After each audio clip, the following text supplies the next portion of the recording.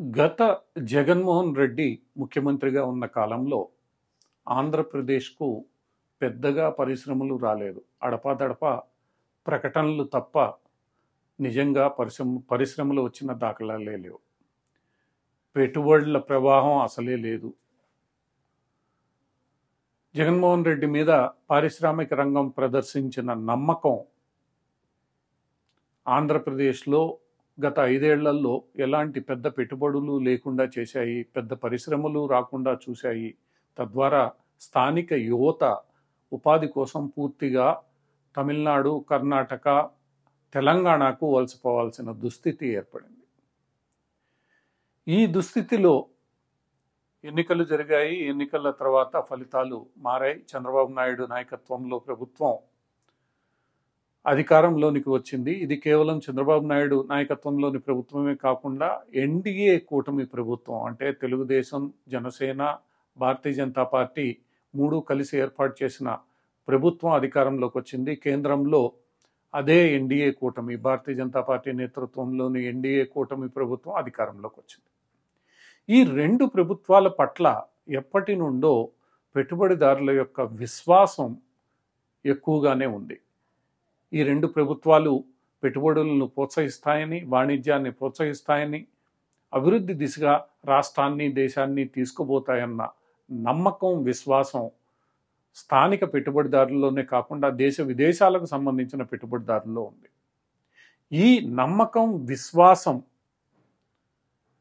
చంద్రబాబు నాయుడు ముఖ్యమంత్రి అయిన పిమ్మట మొట్టమొదటిసారిగా ఆంధ్రప్రదేశ్లో భారత్ పెట్రోలియం కార్పొరేషన్ 1,00,000 కోట్ల రూపాయలు ఇన్వెస్ట్ చేయడానికి సిద్ధంగా ఉన్నామని ప్రకటించింది.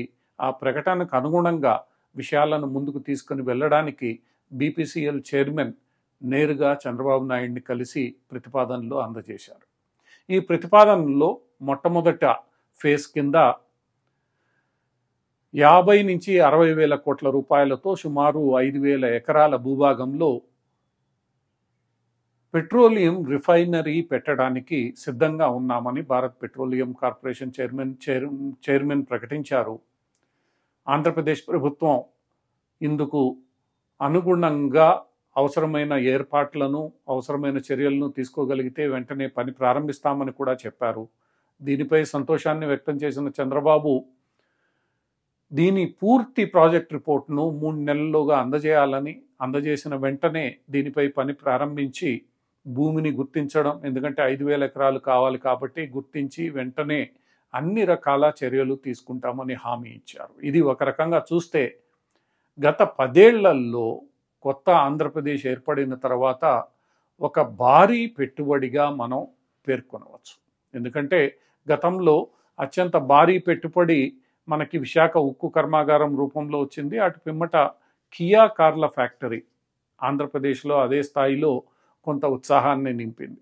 ఆ రెండింటి తర్వాత అటువంటి భారీ పెట్టుబడి వచ్చిన సంఘటన ఉదంతం ఇదే కాబోతోంది.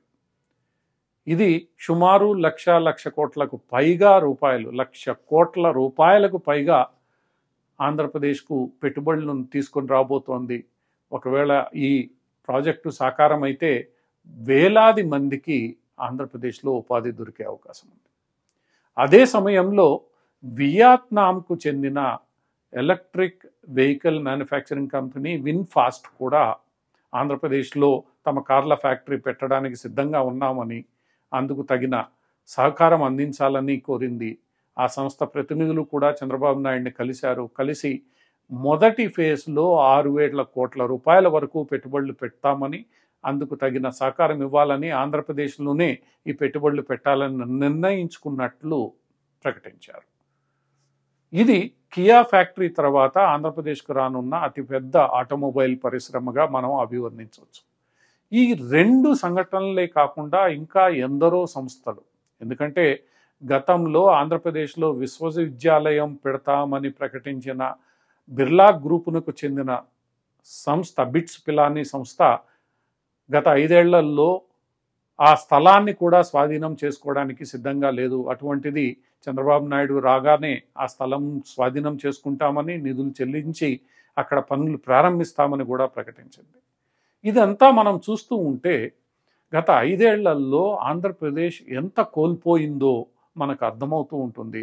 సరైన పాలకులు రాష్ట్రంలోనూ కేంద్రంలోనూ ఉంటే ఎంత పెట్టుబడులు ఆంధ్రప్రదేశ్కు రావచ్చు. ఎందుకంటే సుమారు 1000 కిలోమీటర్లకు పైగా తూర్పు తీరం, 4-5 ప్రధాన నౌకాశ్రయాలు, రైలు మార్గాలు, రోడ్డు మార్గాలు అన్నీ ఉన్న ఆంధ్రప్రదేశ్కు పెట్టుబడులు రాకుండా 5 ఏళ్లు దూరంగా పారిశ్రామికవేత్తలు ఉండడం ఎంత నష్టాన్ని చేకూర్చిందో కూడా అర్థం చేసుకోవచ్చు. ఇప్పటికైనా ఎన్డీఏ ప్రభుత్వాలు, కేంద్ర రాష్ట్రంలోని ఎన్డీఏ ప్రభుత్వాలు ఈ ప్రక్రియను, పెట్టుబడుల ప్రక్రియను ముమ్మరం చేస్తూ ప్రతిపాదనలను త్వరితగతిన క్లియర్ చేస్తూ అందుకు అవసరమైన ఏర్పాట్లన్నీ, సహకారాన్ని అందించి ఆంధ్రప్రదేశ్ను అత్యంత వేగంగా అభివృద్ధి చెందగలిగిన రాష్ట్రంగా ముందుకు తీసుకెళ్లాల్సి ఉంది. ఈ దిశగా చంద్రబాబు నాయుడు, నరేంద్ర మోడీ చర్యలు తీసుకుంటే అది ఆంధ్రప్రదేశ్కే కాదు, దేశానికి కూడా శ్రేయస్కరం.